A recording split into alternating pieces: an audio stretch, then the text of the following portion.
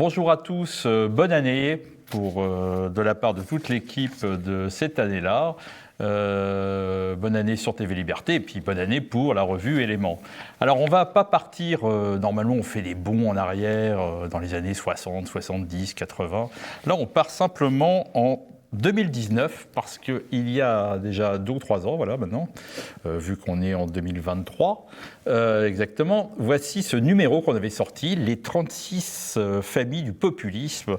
C'était un dossier, la mode était au populisme, 2 ans avant Alain de Benoît sortait le moment populiste, un peu partout, le populisme était en train de se mettre en place dans certains pays, et puis c'est en cette année 2023, c'est le grand flop. C'est Donald Trump qui est battu, c'est pareil au Brésil, l'alliance Salvini 5 étoiles n'a pas beaucoup marché, Boris Johnson s'est fait dégager, l'échec de Podemos en Espagne pour le populisme de gauche. Alors, pour m'accompagner et pour savoir si ce moment populisme est vraiment fini, j'ai le plaisir d'avoir François Bousquet. Bonjour François. Bonjour. Rodolphe Carte, notre jeune génération de la revue Éléments. Bonjour Rodolphe. Christophe, toujours, Christophe Maxime, là. Et Olivier François, bonjour. Notre grand présentateur du Plus d'éléments. Donc, mon cher François, j'ai l'impression que cette famille du populisme, les 36 là, il ne reste plus grand monde dans la famille. Est-ce que c'est la fin de la parenthèse populisme ou est-ce que c'est la fin de la parenthèse des dirigeants populistes ?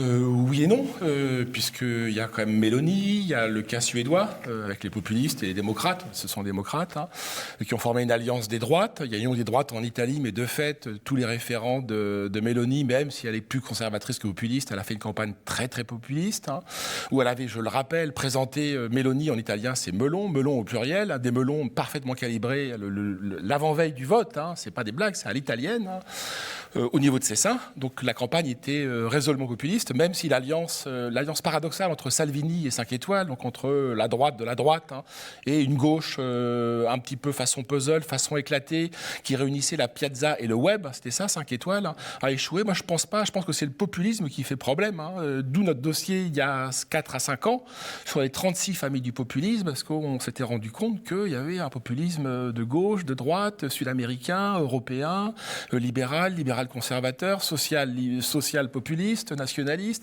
populisme arabe, populisme anti-arabe. Donc la conclusion de notre dossier, qui était assez amusant et dont le dossier du numéro qui est en kiosque sur les 36 youtubeurs est un petit clin d'œil à 4 ans de distance, montre que c'est un phénomène. Autant le peuple du populisme est homogène, puisque le populisme repose sur une vision organique, quasiment unanimiste du peuple. C'est le peuple mythique presque qui vote. Autant le phénomène populiste est résolument hétérogène, hétéroclite, part dans tous les sens. Moi, la très grande interrogation sur la question du populisme, est-ce que c'est un style, est-ce que c'est un contenant ou est-ce que c'est un contenu ? Est-ce que c'est un contenant sans contenu ? Ce qui est possible. Moi, j'en viens à la pensée suivante sur cette question du populisme, c'est que c'est souvent en effet un phénomène éruptif, comme tous les volcans, ça a tendance à retomber. Pour autant, je ne pense pas que c'est mort. Le moment populiste ne s'est pas refermé. Marine Le Pen, en France, même si elle a échoué aux portes du pouvoir, montre que ça fonctionne. Et dernier mot, je pense qu'il y a un populisme, il y a un style populiste d'abord, et ce style est national. D'où la formule suivante, c'est qu'en Italie, le populisme, soit c'est les Mélanie, les melons, les seins de Mélanie. Le populisme, il est boyard en Hongrie, mais la Hongrie donne du contenu, on en reparlera au populisme avec l'illibéralisme, ce qui est le populisme en Pologne. Est-ce qu'il y a un populisme polonais aussi qui est toujours au pouvoir, est en soutane. Vox est en soutane. Le populisme en France avec Marine Le Pen relève du soldat chauvin, un mélange de soldat chauvin et de sans-culotte, révolutionnaire. C'est un social-populisme. Je ne crois pas qu'il soit mort. Je crois qu'il est toujours à l'ordre du jour. Simplement, il faut qu'on lui donne une épaisseur et un contenu. On n'en est pas là.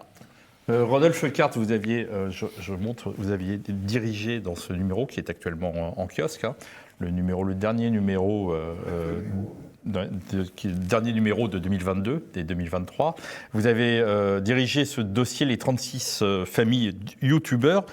J'ai presque envie de faire une comparaison avec les familles populistes, parce que dans vos youtubeurs, il y en a beaucoup qui ont été influencés par toute cette période populiste ces dernières années. Exactement. Et on pourrait faire aussi un parallèle avec les 36 familles des populistes. C'est que, par exemple, sur la couverture, c'est Étienne Chouard, c'est ça?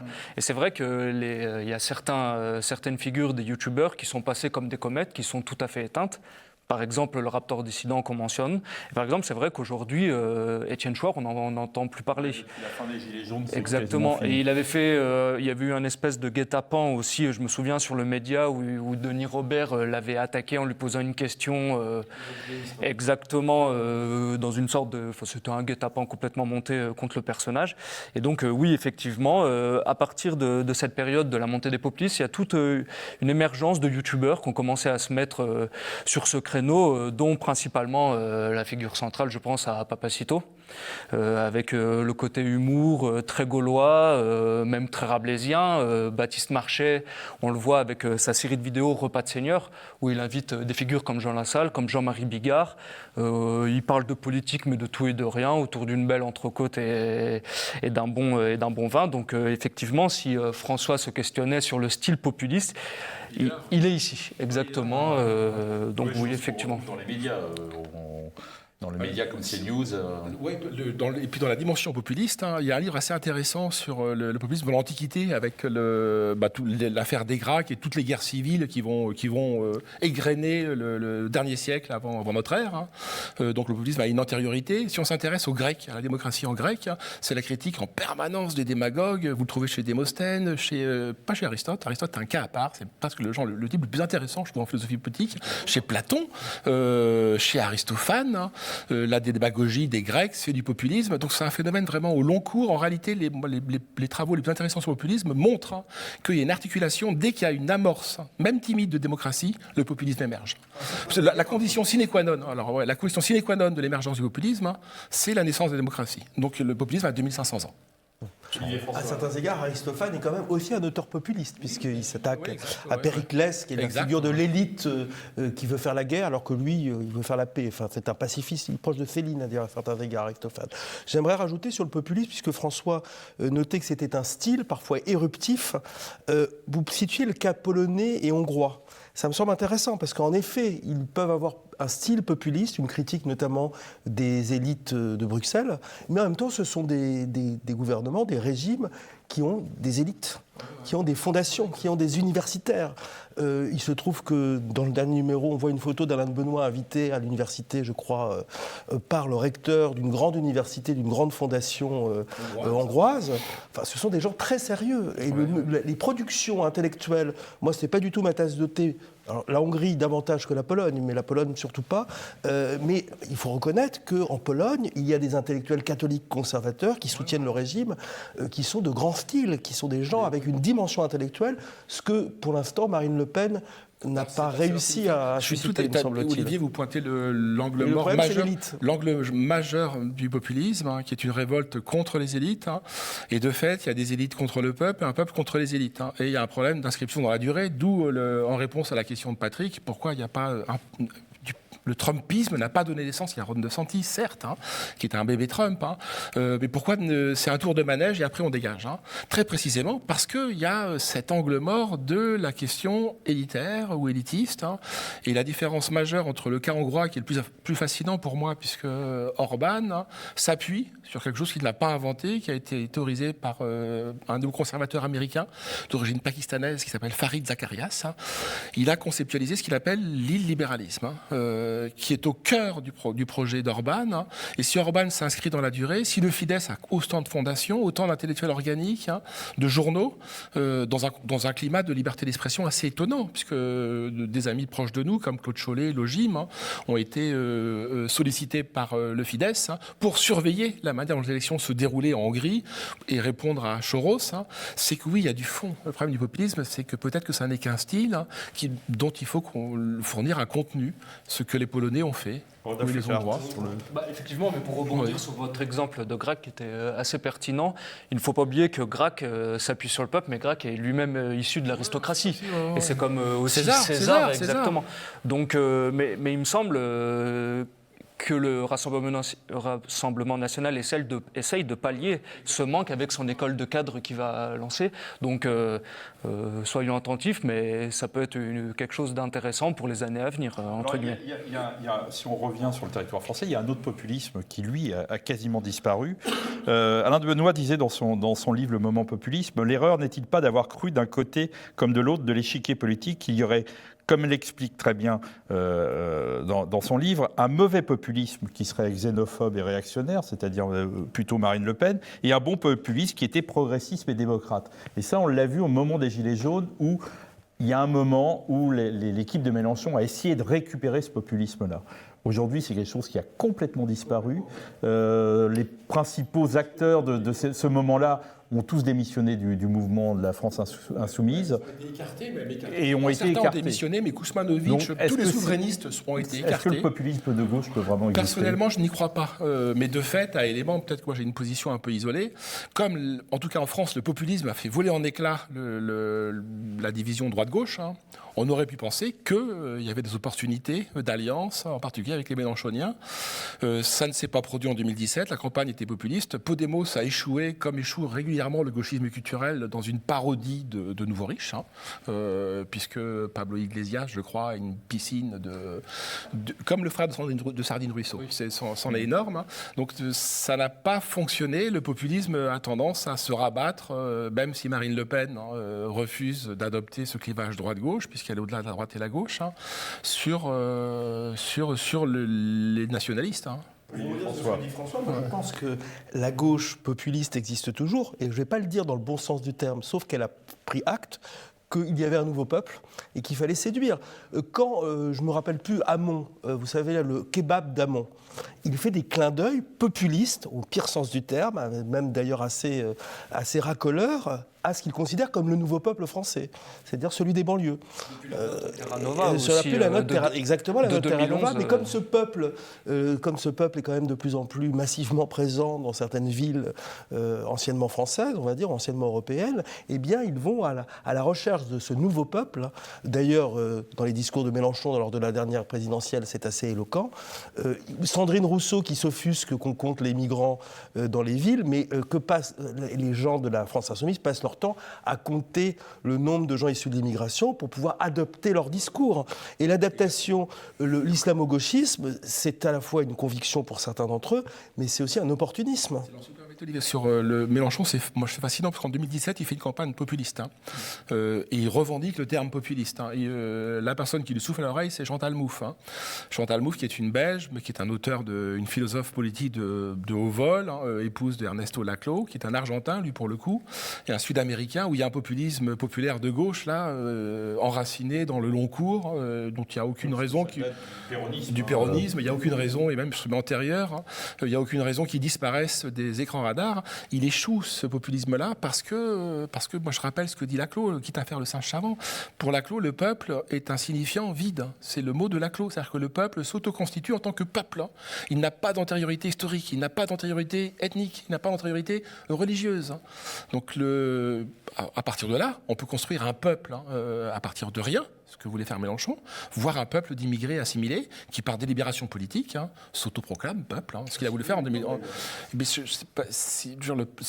il y a un populisme, il y a pas mal de travaux, il y a quantité de travaux sur le populisme avant le populisme. En France, il y a un proto-populisme à travers tout l'ancien régime, toutes les révoltes, ce qu'on appelait les émotions sous l'ancien régime. C'est un continent perdu, mais c'est les jacqueries, enfin les protestations. Voilà, c'est sidérant, les protestations antifiscales. Ça a toujours échoué. Dans le cas de la guerre civile romaine, les Gracques échouent. En revanche, César réussit. Le seul populiste romain, ou proto-populiste, c'est César qui réussit, mais il meurt assassiné. Et puis après, il y a l'Empire. Après, il y a un contenu à ce populisme sans contenu. Le cas des Gilets jaunes que vous citiez est caractéristique des impasses du populisme. C'est-à-dire qu'il y a une incapacité à faire émerger un chef, alors qu'il y a une demande, il y a une quête de chef. Il y a une tentation apolitique dans le populisme. C'est-à-dire qu'à la fois, on revendique un retour du populisme, mais en même temps, on est un politique, ce qui est aussi un des problèmes majeurs du populisme. C'est que comment devenir populisme ? Néanmoins, avec toutes ces critiques, je pense qu'il faut faire le pari qu'on peut donner un contenu au populisme. En tout cas, le RN, la France périphérique, est confronté à la nécessité de donner un contenu. Sinon, il n'aura jamais de parti de pouvoir. C'était un peu le Graal à l'époque de Jérôme Sainte-Marie, qui est maintenant conseiller auprès du RN. Il pensait qu'il y avait une possibilité d'unir ces deux populismes qui étaient en train de monter du côté de la gauche de Mélenchon et du côté de Marine.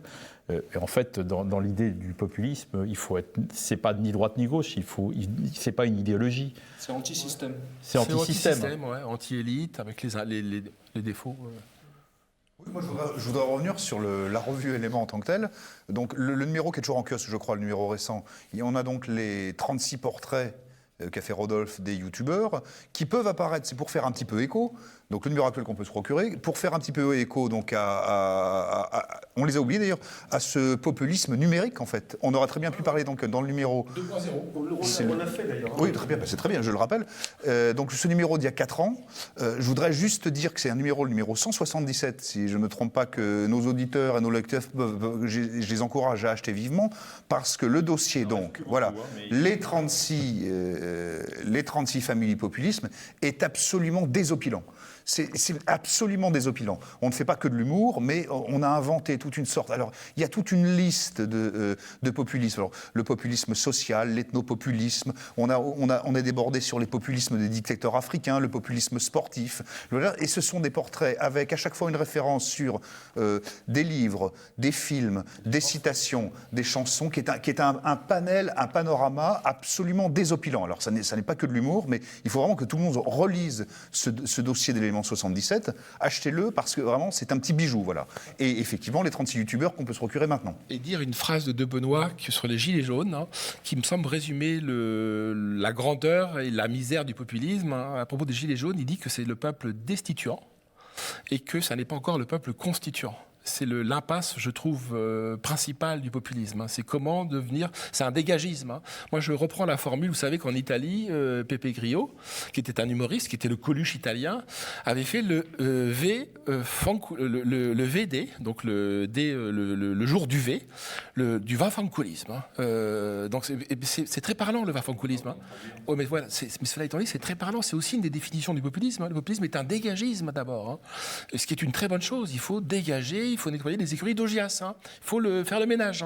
Mais après, une fois qu'on a fait le ménage, il faut qu'on soit positif, constructif, et qu'on ait du contenu. C'est tout l'enjeu pour nous, en tout cas pour les populistes français, moi j'en suis un, c'est tout l'enjeu des années qui viennent, c'est donner de l'épaisseur pour rebondir sur ce que dit François, c'est qu'il y a, moi je suis plutôt un littéraire comme toi, François d'ailleurs, même si maintenant tu es aussi sociologue et aussi politiste.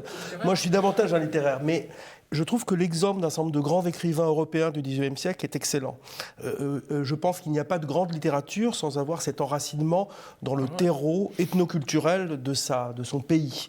Pourquoi Dickens, pourquoi Tolstoï, pourquoi Victor Hugo, Vallès sont grands? C'est parce qu'ils sont à la fois l'élite, ils sont à la fois ces bacheliers qui apprenaient le grec et le latin comme Vallès, et en même temps ils ont les pieds enracinés, peut-être moins pour Hugo, mais enfin Hugo c'est océanique et de fait il l'a aussi, ou Peggy, ils ont les pieds ou Michelet, on ne va pas tous les citer, mais ils ont les pieds enracinés dans ce terreau, dans cette longue mémoire. Les populistes malheureusement n'ont pas forcément le pied enraciné dans cette longue mémoire culturelle et civilisationnelle, ils sont dans la réaction. Et justifié d'ailleurs, la volonté de nettoyer les écuries d'Augias. Et malheureusement, les élites, à partir du XXe siècle, se sont détachées du peuple pour devenir des élites purement cérébrales. Et je pense qu'il faut trouver peut-être cette nouvelle dialectique, cette nouvelle fusion entre l'esprit populaire, l'enracinement et évidemment le contenu, enfin avoir du contenu et la vision. La question des élites, puisqu'un des grands théoriciens du populisme, qui nourrit de Benoît, qui nourrit Michéa, qui nourrit Guy Lui, c'est Christopher Lasch, qui vient de la gauche marxiste américaine, et qui peu à peu s'est réapproprié ses racines populaires, très petites bourgeoises, très poujadistes. Il fait un éloge de la petite épicerie noire dans le sud américain, et la manière dont Martin Luther King a pu structurer un mouvement ce qui n'était pas le cas dans le Nord, à Détroit, où Malcolm X va échouer, parce que ça c'est le gangsta rap, c'est la violence, c'est la colère et le ressentiment. Il montre comment le petit peuple poujadiste noir va pouvoir se structurer en tant que peuple et produire un populisme constructif et positif. C'est ce vers quoi on doit se diriger. Et Lasch a fait un bouquin remarquable, mais en même temps pour nous qui a un concert d'impuissance, qu'il a appelé, qui est un chef-d'œuvre et un best-seller. C'est le seul réparadis sur la question du populisme, mais c'est la révolte des élites. Pour recouper ce que vous êtes en train de dire, si les élites, qu'est-ce que nous pouvons faire, nous, peuple, sans avoir une élite, c'est-à-dire une élite qui est prêt à prendre le pouvoir. C'est-à-dire qu'on n'a plus d'expérience de pouvoir. Moi, j'ai toujours en tête plein de travaux sur les droites radicales depuis une cinquantaine d'années. C'est que on a une culture plutôt du chef providentiel, un certain goût pour l'autorité, quoi. Mais nous sommes existentiellement anarchistes. Parce que depuis 50 ans, on n'a jamais eu l'occasion d'exercer le pouvoir. On va pouvoir les copains, comme disait. Donc nous aussi, on doit s'interroger sur nos propres impasses. Il y a eu aussi une impasse, enfin pas une impasse, mais une chose qui est très marrante entre les deux dossiers, que je remonte là, parce qu'en fait c'est marrant à quelques années près, ces deux-là, c'est que si on reprend les premiers qui ont parlé de ce populisme, que ce soit Alain de Benoît ou que ce soit Jean-Claude Michéa, ils se basent aussi sur des auteurs intellectuels, je pense à Michéa et Orwell.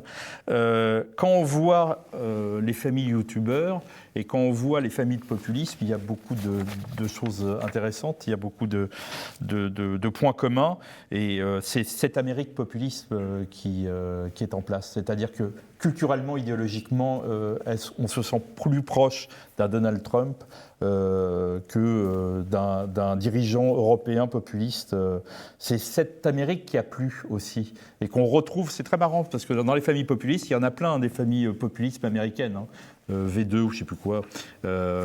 Rodolphe, comment vous le voyez ? On pourrait dire exactement la même chose vu du camp d'en face, du camp de l'ennemi, parce que si je reprends les paroles de Raphaël Glucksmann, lui-même s'affirmait plus proche d'un bourgeois habitant à Munich, à New York ou à Washington, que des gens habitant en Dordogne ou en Sologne. Là aussi, c'est assez représentatif de ce que vous dites. Et effectivement, on peut retrouver à travers... prenons l'Occident de manière générale, plus de rapprochement entre un habitant de la classe moyenne, voire populaire d'Angleterre, de France et même des États-Unis, que par rapport à leurs propres élites de leur propre pays. C'est vrai qu'il y a c'est pour reprendre les thèses de Jérôme Sainte-Marie, il y a vraiment la formation d'un bloc identitaire étanche au bloc populaire de plus en plus. Qui est également étanche. Exactement. Ouais. Mais moi, je pense par contre que pour le phénomène populiste, faut l'appréhender comme un phénomène de pompe. Il y a Alexandre Dorna, qui est un intellectuel que peu personne... Exactement, qui a produit toute une œuvre sur la notion de populisme. Et en fait, il faut attendre cette notion de déglaciation des passions. Les Gilets jaunes, le mouvement part à cause d'une hausse de l'essence, il me semble, du carburant, exactement. Des taxes sur le diesel. Donc là, moi, je pense que la pompe est en train de se recharger. Et attendons l'explosion. Et par contre, cette fois, c'est, comme nous disait très bien François, c'est à nous d'essayer de nous emparer le mouvement le plus rapidement possible. Et de le rendre positif. Et de le structurer. Pardonnez, je me monopolise, mais moi je trouve le seul philosophe intéressant sur le populisme, il n'en parle pas et pour cause personne n'en parle, c'est Aristote, parce qu'il nous donne la racine de la protestation populaire, c'est le seul. Aristote est le seul à dire qu'il est plus facile de corrompre une élite que de corrompre le grand nombre. Alors évidemment, c'est un libéral avant l'heure, Aristote, il cherche un régime hybride avec un peu d'aristocratie, un peu de démocratie, mais il n'empêche, sur le populisme, il nous donne, moi je trouve, la clé du vote de défiance, sur le dégagisme, et sur un peuple destituant. C'est le phénomène de la colère. Aristote est aussi le penseur des passions. Il y a une passion politique, nous dit-il, c'est la colère. Et la colère est légitime, pour peu qu'elle ne soit pas trop violente, pour peu qu'elle ne soit pas exubérante, pour peu qu'elle ne bascule pas dans le ressentiment. Et au cœur du populisme, il y a une colère légitime. C'est pour ça qu'il ne peut pas mourir. Ça n'est pas possible que ça meure. Si on veut simplement qu'il y ait une alternance de populisme et de social-démocratie ou d'alliance type l'équipe macronienne, hein, faisons comme Trump, hein, c'est-à-dire faisons le clown. Hein. Mais si on veut que ça dure, faisons comme Orban. Hein. Orban, pour nous, doit être un modèle. Hein. Moi, j'aimerais que le RN ou d'autres hein, s'emparent de cette thématique illibérale, hein, pour montrer que le cœur de la démocratie, c'est l'illibéralisme. Hein. Qu'il y a une captation des libéraux sur la démocratie depuis 250 ans, puisqu'ils ont inventé la démocratie dite participative, hein, mais où il y a un livre de je ne sais quel homme politique français où le souverain a été confisqué. Le souverain, c'est le peuple. Hein. Donc, remettons-le au centre de la table. Hein. Mais genre, c'est... Il nous reste une petite minute. La question taboue dans le populisme, c'est, et j'ai retrouvé ça dans l'entretien qu'il y a eu du numéro 177 entre Jacques Nikonov et Jean-Yves Le Gallou.